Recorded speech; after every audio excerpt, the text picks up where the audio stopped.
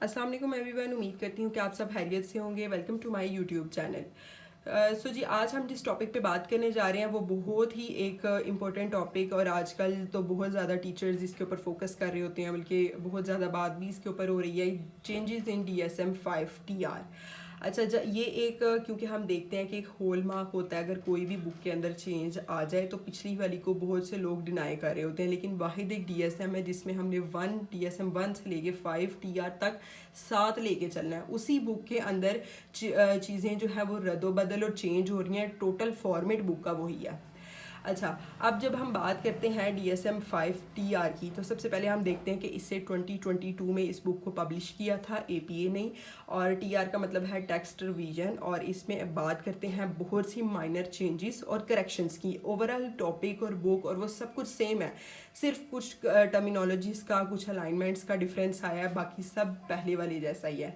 अब इसके जो की फीचर है उनमें सबसे पहले एक आ रही है टर्मिनोलॉजीज अपडेट। अब टर्मिनोलॉजी हम देखते हैं, फॉर एग्जांपल एक वर्ड है इम्पल्सिविटी, तो वो एक हमारे पास आ गई, क्या टर्म है वो, एक वर्ड आ गया डेफिसिट, ये हमारे पास एक टर्म है। अच्छा, इसको टर्मिनोलॉजी को अपडेट करने का क्या मकसद है, ताकि हमारे जो मैनुअल के अंदर क्लैरिटी और कंसिस्टेंसी है वो बरकरार रहे। कैसे?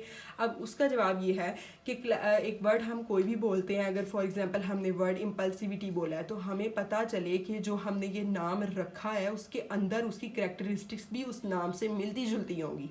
ये नहीं कि आप वर्ड कुछ बोल रहे हो और अंदर उसके करैक्टर्स कुछ आ रहे हो। इसलिए कंसिस्टेंसी और क्लैरिटी को मेंटेन रखने के लिए DSM ने अपना जो लेवल है वो अप टर्मिनोलॉजी को अपडेट करने के बाद किया है। ठीक है, आगे बात करते हैं कि एग्जांपल के तौर पे इंटरनेट गेमिंग डिसऑर्डर को हाल ही गेमिंग डिसऑर्डर के नाम से पब्लिश किया है। कैसे? अब हम एक चीज़ देखते हैं, ICD 10 और 11। 10 जो है ICD वो पुरानी है, उसका अब 10 का ही जो वर्जन न्यू आया है वो ICD 11 है। और ये क्या है कि इसके अंदर जो ICD 11 वाली बुक है, अगर किसी बच्चे ने पढ़ी हो तो उसको पता होगा कि बहुत से सिंपल नाम रखे हैं डिसऑर्डर के। यानी कि अगर DSM है ना, उसके अंदर बहुत से रेलिवेंट तो नाम हैं, लेकिन वो 3 to 4 जो लिमिट वर्ड की क्रॉस कर रहे होंगे।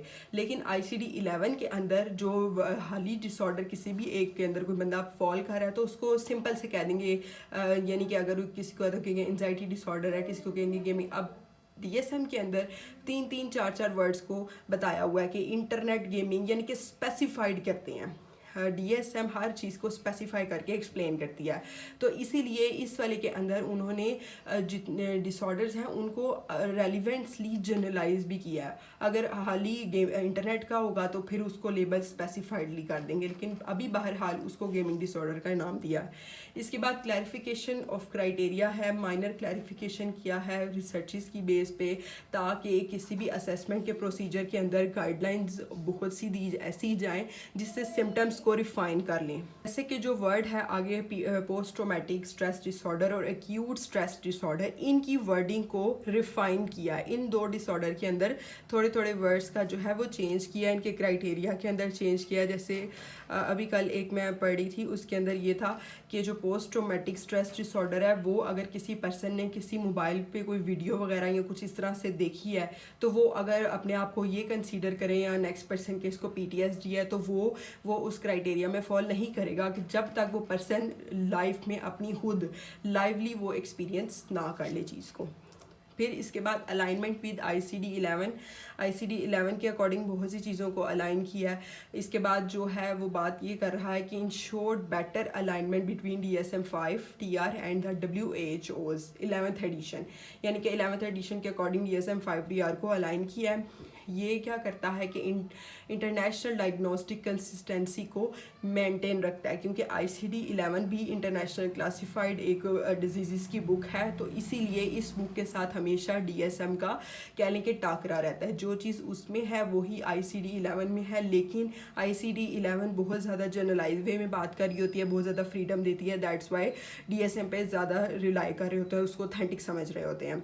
इसी तरह उसने aligned the criteria for gambling disorder with ICD 11 classification of gambling disorder, यानी कि इस जो गैमलिंग डिसऑर्डर है उसको ICD 11 के अकॉर्डिंग लेबल और अलाइन किया है, और उसी के अकॉर्डिंग कोड्स भी दिए हुए हैं। फिर इसके बाद बहुत सी जो करेक्शन है, बहुत से जितने एरर्स आते हैं, फॉर एग्जांपल अगर हम लिख रहे होते हैं, हम अपने मोबाइल फ़ोन में भी देखते हैं कि टाइपिंग के दौरान हमारे वर्ड्स का एरर आ रहा होता है, कोई रेफरेंसेस गलत अगर आ गए हैं, कोई इनकन्सिस्टेंसीज आ रही हैं माइनर सी, तो उन सारी चीज़ों को आइडेंटिफाई करने के बाद उनको ठीक किया है। इसके अलावा बहुत से ICD 11 के जो कोड्स हैं उसको ऐड किया है। DSM 5 के अंदर पहले की ये होता था कि ICD 9 और 10 के कोड्स देते थे।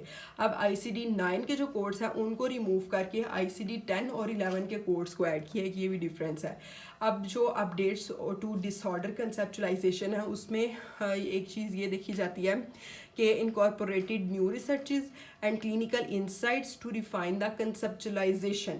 अब कंसेप्चुलाइजेशन क्या होता है कि जब हम असेसमेंट करते हैं तो हमने सबसे पहले एक चीज़ को कंसेप्चुलाइज करना होता है कि हाँ, एक स्ट्रक्चर ड्रॉ करना होता है कि यहाँ से शुरू हुआ, ये चीज़ें आई, ये चेंजेस आए, उसके बाद इसने मेंटेन किया और देन ये चीज़ आगे से प्रोटेक्ट कर रही है। इसी तरह अब फॉर एग्जांपल वो कह रहा है कि update the section of disruptive mood dysregulation disorder. एक ही इस डिसऑर्डर के ऊपर बहुत सारी बात हुई है। इसके अलावा एडिशनल गाइडलाइन दी है असेसमेंट के लिए of persistent irritability and frequent temper outburst. इसके साथ साथ clarified that symptoms must be present in at least 2 settings. अब ये बात भी करता है कि जो डिस्ट्रप्टिव मूड डिसरेगुलेशन या बाकी जो जितने भी डिसऑर्डर्स हैं उनकी जो सिम्टम्स हैं एटलीस्ट 2 सेटिंग्स में, यानी कि घर में जैसा वो बिहेवियर शो कर रहा है वो स्कूल में भी ऐसा बिहेवियर शो करे, या अगर वो थेरेपिस्ट के सामने है तो वो बिहेवियर शो करे। ज़रूरी नहीं है कि एक ही सेटिंग में वो बिहेवियर शो करे और दूसरी में वो बिल्कुल ठीक रहे। ऐसे में डिसऑर्डर उस पर्सन में नहीं आता, उस जगह में मसला आता है जहाँ पे वो बिहेवियर शो कर रहा है।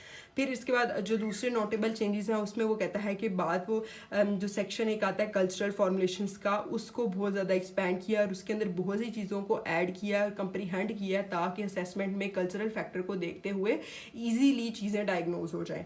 इसके साथ साथ जो होर्डिंग डिसऑर्डर है उसको भी ICD 11 के अकॉर्डिंग अलाइन किया है, रिफाइन किया। बहुत से जो डायग्नोस्टिक क्राइटेरिया हमने पहले बात की उसमें न्यूरोकोग्निटिव डिसऑर्डर्स आ रहे हैं। इसके बाद जो DSM 5 TR है उसमें न्यू रिसर्चेज और न्यू डायग्नोसिस को ऐड किया किसके, प्रोलॉन्ग ग्रीफ डिसऑर्डर के। सो जी ये सब था हमारा आज का टॉपिक। अगर आपको हमारी वीडियो अच्छी लगी तो शेयर करें अपने दोस्तों के साथ, लाइक करें और चैनल को सब्सक्राइब करें। Thank you so much. Allah हाफिज़।